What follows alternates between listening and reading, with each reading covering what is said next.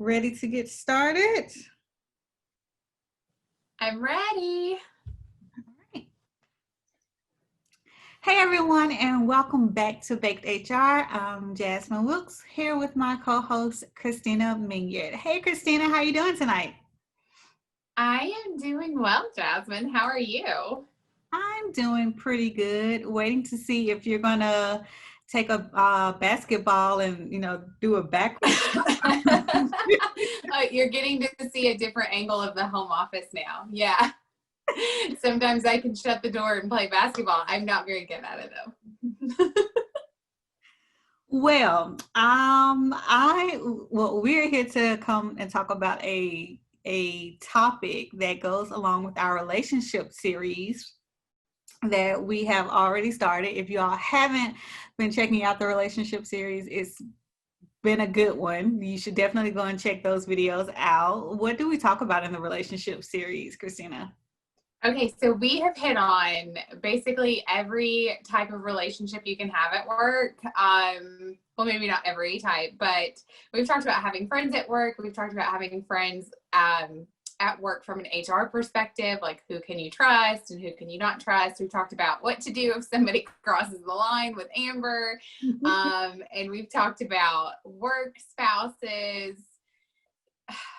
That one gives me heartburn. You know, that one gives me heartburn. What else have we talked about? I think those are like the main areas that I can think of. We touched on a little bit of the management relationship, but maybe we'll do more on that later. Yeah, so far those are the ones that we've hit.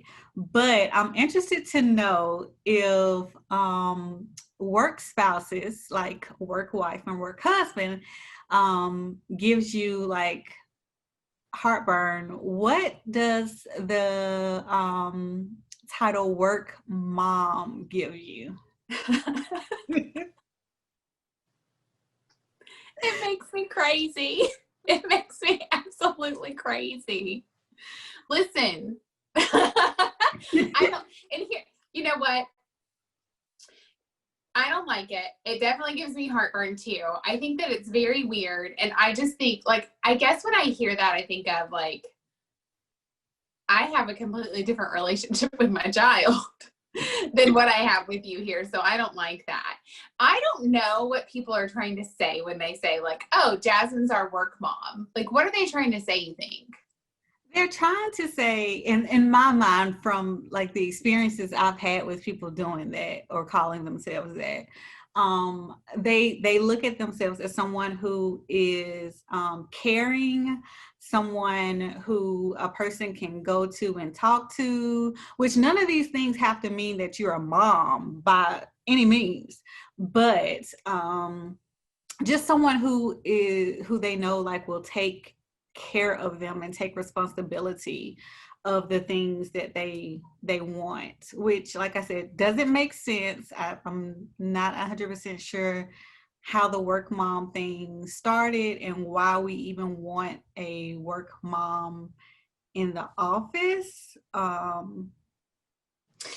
mean, if I was being like totally transparent, I would tell you I don't even talk to my like real life mom. So maybe that's why like I can't get down with that phrase. But I also wonder, especially for non-females in HR, do you ever get treated like the work dad? I actually just asked a friend that today. He called me to run a COVID scenario by me. Somebody was exposed, and so he was just doing like a sanity check for like what he was going to tell everybody to do next. Yeah. And so like we walked through, you know, what he wanted to do and why he came up with that scenario, and I offered my comments. And then I was like, I am really tired of COVID because like everyone's tired of COVID, right? But I'm really tired of feeling like I am being more of a parental role with COVID, because it's like, now don't forget, you have to wear your mask. And don't forget, you traveled, you can't come back to the office for 10 days now. And people are like coming to me, like asking me questions that make me feel like they're getting a parent's permission. Mm-hmm. And I feel like when I tell them that they have to stay home for 10 days, like I'm like grounding them. And so like that does feel very weird and I don't like it and I'm ready for it to like be over. But it's also funny to me that it's like every time one of our employees like goes on travel and they're like, so let me know if I have to quarantine when I get back. And I'm like, no, you have to quarantine when you get back. Like there's no question about it. Haven't sent out I have not sent out a policy change. Why are you asking me this question? The policy still stands until I tell you it doesn't. So, you know, I asked him if he felt that way, if he felt like he was kind of in a parent role, and he was like, not really. So I don't know, maybe that's like my own internal thing and not really something the employees are putting on me. But when I started at a place one time, the person I was replacing was very much viewed as like the work mom, and people would go to her for, I guess maybe kind of like you were saying, like caring ear to talk to. But the problem with that was she gave terrible advice. She made situations at work worse. Okay, so she was not the right person to go to. But also, like, just because you're a 22-year-old intern, I don't want you to look at me as a parent figure. Like, this is a different setup. This is a different environment. Like, we got an org chart and everything, okay? Like, I'm not your parent at all. And so I think that that's super weird. But they would go to her for stuff like, you know, I don't really know how to,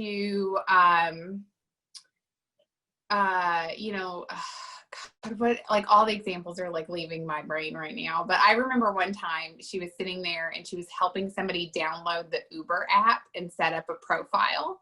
Mm-hmm. And this was like a young person that she was helping do that, who I thought, for one, they probably know how to do it. For two, like, you're taking all these like little things and doing them for them and keeping them from having to do, because, you know, like, I want to do stuff for the employees, but I want you to be able to take care of yourself. Like, I want to teach you to fish. I don't want to just give you a fish. But it's just like, I want you to be an adult. I've, you know, we've hired you. We kind of want you to be an adult and be responsible. We understand, like, tax information seems crazy with like the tax forms, and benefits, you know, might be a little difficult for you to grasp. But, you know, call your real mama for benefits. I need you to be an adult. Well, like, so one example was somebody would who travels a lot would just like bring back like a stack of receipts and would never turn them in. So like she would have to like physically go to him and get them. Yeah. And then she would sort them out by trip for him and then scan them into the system and upload them and process it instead of teaching him how to do that, why it's important for you to do that and why it's your responsibility. Like, you have to get reimbursed through this process. So you need to learn and be invested in this process. I shouldn't have to hold your hand every single time. And I shouldn't make you feel like you can just dump a bag of receipts on my desk and I'm going to do everything else. I got 2,700 other things to do. You know, and so it's stuff like that. But like, I heard that you have an example of someone being kind of like a work mom at work. So since I'm running out of examples, I'm going to let you tell your story. Yeah, so I've had at two different organizations, I've had two people who would consider themselves to be the work mom.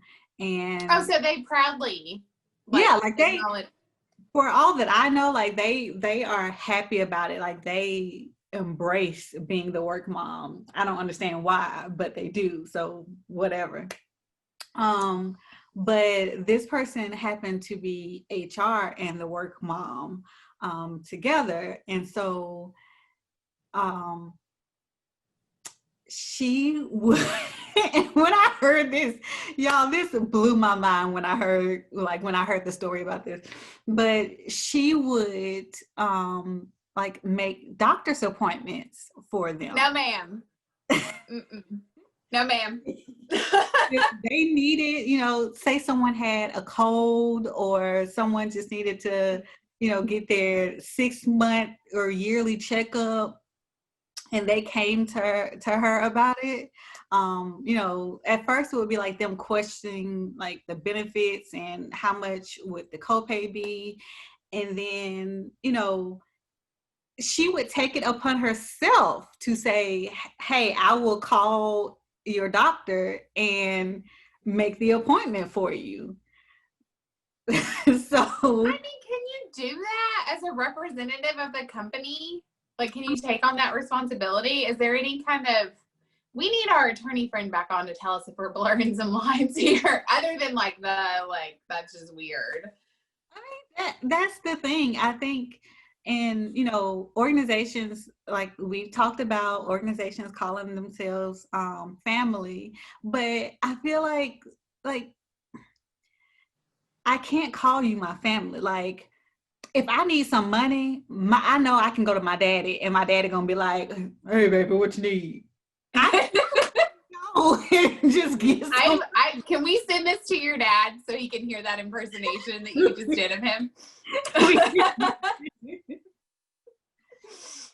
But if I'm having like a rough day about something, I don't want to break down to my coworker. Maybe I want to break down to like my mother or my sister or sibling. I don't want to break down to, someone who I may have worked with for a few months or a few years. Like, I get closeness. I get having a relationship with people because you do spend a lot of time at work and you do have some type of bond, some type of relationship. But there is boundaries that are being crossed to me, and a work mom crossing those boundaries all the way around. Listen, first of all, that story makes me want to make my child start making her own appointments now. At 16, so that I don't have to ever worry that her HR rep is making her freaking doctor's appointments when she has a job. Second of all, I have way too much work to do. I barely make my own doctor's appointments. I'm not going to make somebody else's doctor's appointments at work. But third, boundaries, I think, is like the important thing that you said there, because when I came into the role where I was taking over for somebody else who was work mom, I had to lay that boundary down. Like, no, that's not like an HR function. Like, and I'm not it. We can talk business, professional development. How can I help you? What do you need resources for? But it ain't to, talk about your family drama or how to download an app on your phone or. I think that's another thing though, and we've said this before, people don't know what HR do. They don't know the function of human resources. And so if it's not, we're just trying to hire people and fire people, it's, oh, well, HR is the people that will plan the parties. HR is the people that will, figure out whatever it is you need. HR is the people that will clean the kitchen. HR is the people that, oh, we don't have, a janitor staff and people can't be adult enough to take out their own trash. So HR is going to do that. Like, that is not what HR is about. This is not. Throw your leftovers away. Don't leave them in the work fridge for 3 months. And just like you were saying, when we all go back to work. Right. Can you, oh my God, like if people haven't been back to work, like what is in their desk, or what, like if the fridge hasn't been cleaned out? Girl, no, listen. Okay, so I went through everyone's desk at our corporate office months ago because we made it all. How can I explain? Okay, so one side of our main office is like the corporate positions, right? And like we have offices and we shut the door and everything's fine. And then the other side is more like an open, like developer space. Mm-hmm. And so we have all like 12 desks out there, and they all have like little filing cabinets with their desk. And I mean, and they like it. That's how they want to work, right? It's just one big open room with those 12 desks. Mm-hmm. I started moving stuff around and cleaning it up because we had some employees who didn't want to work at home anymore. And this is when we came off of the stay-at-home order. Mm-hmm. And so like we were like, okay, well, we can have like X amount of people come in to the office at one time if you need to come in. And so I turned them all into hot desks, so just anybody could work at them. And when I started cleaning the desks up and stuff, and I opened and realized like there was food in there, like potato chips and crackers, and I immediately sent out an email to everyone. I was like, listen, I need you to come on either this day or this day and get everything that you have here that's a personal item. If it is not taken, I don't care what it is, if it's not taken home, I'm throwing it away.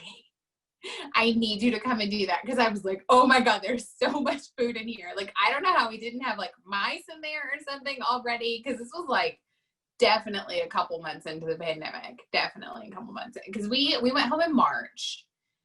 And so I was probably up there doing that like at the end of, no, June. I went back to the office in June. So I don't know if you remember this or not, but right before I started at the organization that we worked at together, it was either the organization that shall not be named. It was either I feel like that's how we treat it. You, Amber, or my manager told me that y'all were cleaning out the offices. Now, I don't know if it was my office that y'all cleaned out or if it was someone else's office, but there was a piece of pie in one of the drawers. Like in a cabinet drawer?